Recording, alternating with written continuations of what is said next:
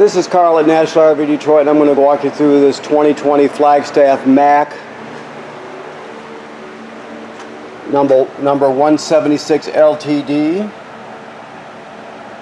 So this is a tent camper, and it does have a power lift on it. Okay, so this has got two stabilizers, one on each rear corner, and they're just operated with the 3/4 inch crank that comes with it, or you can use a 3/4 inch socket on a drill. Now keep in mind, this video is just going to be a supplement video to the manufacturer's video. You get an actual physical DVD in your packet that comes with the trailer, or you can go online to Forest River, Flagstaff, and look at the same video online. This is kind of a supplement to go with it.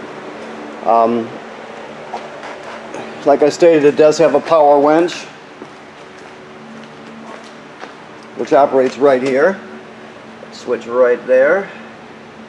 Okay.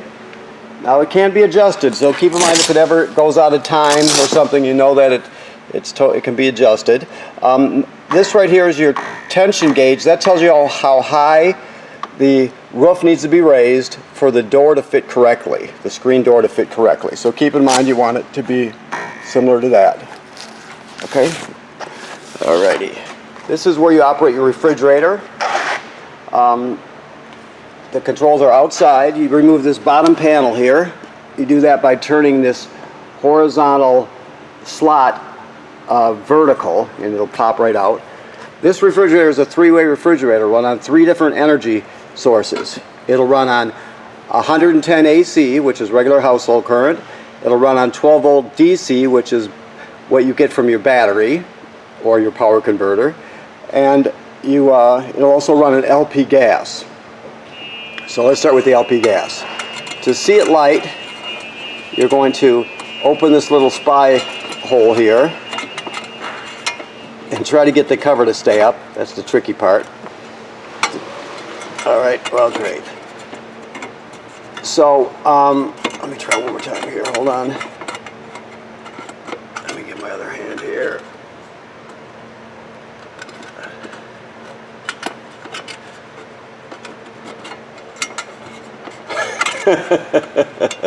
Every time I do this, I go through this. You think they would make it stiffer. Anyways, I'll just hold it in place at this point. What you're going to do is you're going to go from off. It'll be in the off position. You turn it to high, right? Just like that. Then you're going to depress the knob, holding it down. You're going to reach back here and spark it like that. Okay? When it lights, you'll be able to pop this open, then you look in there, and if it's dark enough, you'll be able to see the flame. In broad daylight, it's very difficult to see it. Some people like to use a grill lighter, and they'll light it and then blow it out while they're still holding the trigger, and then stick it in there to see if it lights. That's actually the easiest way to see if it lights. But normally, you're not going to be using this feature all that often. If you're camping way out in the middle of nowhere, you can use it. And it's good because it just uses a little bit of gas. It's a very, very small flame. So it's not going to guzzle up your LP or anything like that. Okay? When you're plugged in, just to regular shore power at a campground or wherever, you're just going to turn this on. Keep in mind, this is a gas absorption refrigerator, and it's going to take, let's see, figure 8 hours to get to temperature, but maybe on a hot day even longer than that, so it's good to start it the day before. It works like a regular refrigerator, except it takes longer to get to operating temperature. That's important to remember. So give it plenty of time. To light it on or start it on a 12 volt DC, you can do this switch here. Right? So when you're pulling it down the road, you have a charge line on your tow vehicle that's charging the battery, and this would be drawing power from the battery to keep your refrigerator going, so you can pull it down the road on 12 volts. Okay, and keep it cool. Now, like it says on this sticker, only use one energy source at a time. So never double up on any of the energy sources. You're just going to use one. You're going to use 110, you're going to use 12 volt DC, or you're going to use LP gas. Okay, most common you're going to be using these two. The red one, which is 12 volt DC to pull it, and then when you get plugged in, you'll use this one here. Just make sure you shut the 12 volt off and then turn the the AC power on, okay? All right. This is just a sink drain here, right? It takes a garden hose fitting here.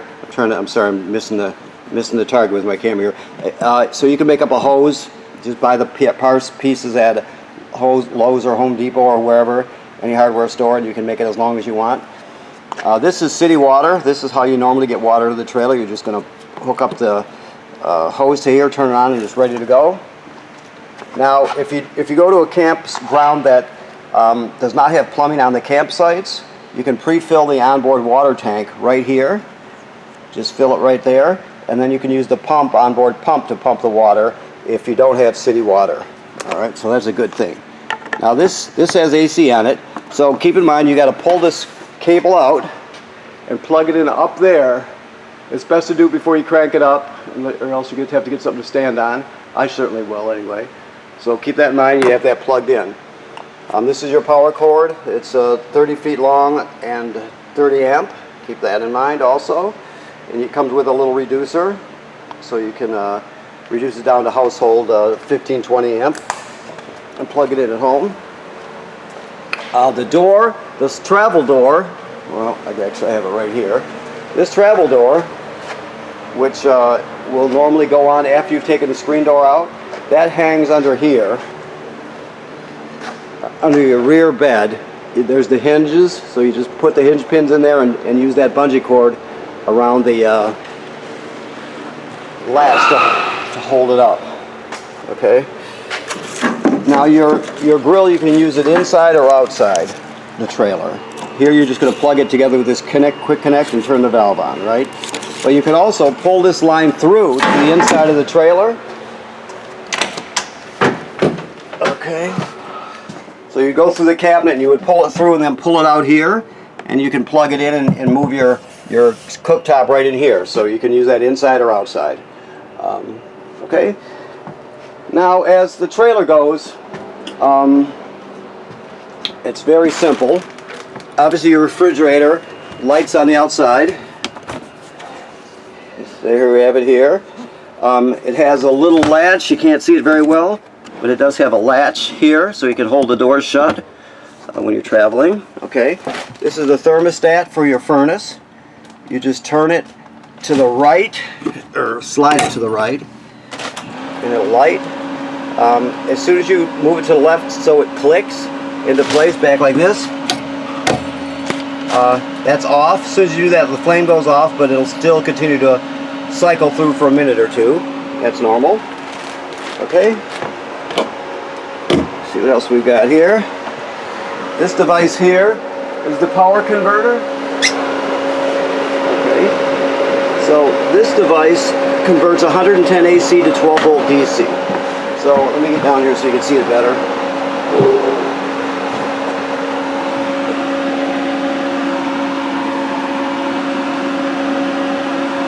Okay, so you have regular household type circuit breakers right here, and then the power is converted to 12 volt DC over here.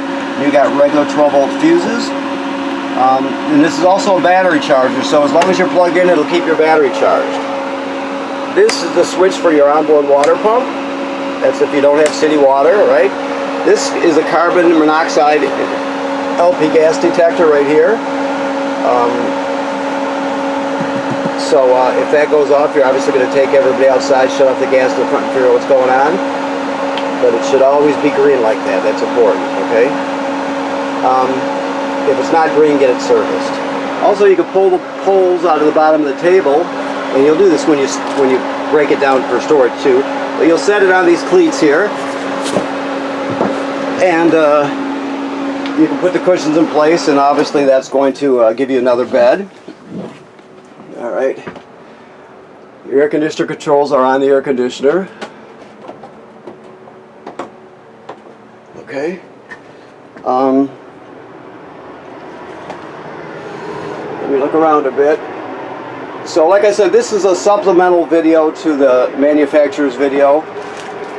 So keep in mind you're gonna, for setting up and taking down procedures, you'll use their video. I just wanted to show you the basic functions and features in this trailer. basically to review, you obviously have your thermostat here. Your refrigerator is obviously right there. The controls are on the outside. You have your power converter down there, which converts 110 AC to 12 volt DC. You have the switch for your water pump right here. That's only if you're using water in the fresh water tank. If you have city water, you don't need to use it. You also will use that for winterizing it in the fall. You have to winterize the trailer because there is water, or there's plumbing with water in the trailer, so you have to replace that water with antifreeze. Also, that is your LP and carbon monoxide detector. Now, I'll set it off for a test here, so you can hear what it sounds like. It goes through 2 self-tests, one more coming up. Okay, so keep in mind that same beep, if it beeps very slowly, it's telling you that your battery's low. So it actually, there's a third function between detecting carbon monoxide and LP gas. It'll also tell you if your battery's getting low by beeping very, very slow. So keep that in mind also. Alright? Okay, well, thanks very much for purchasing your trailer here at National RV Detroit. We'll show you through your trailer somewhat and get you acquainted with it. And you have the manufacturer's video and then this video here. There's also in this packet here, there's a manual for every appliance and most attachments in here in the trailer, so you'll be able to refer to that. Plus there's plenty of online videos by the manufacturers of the products also. So there's plenty of information out there for first-time users and campers. So, okay, thank you very much.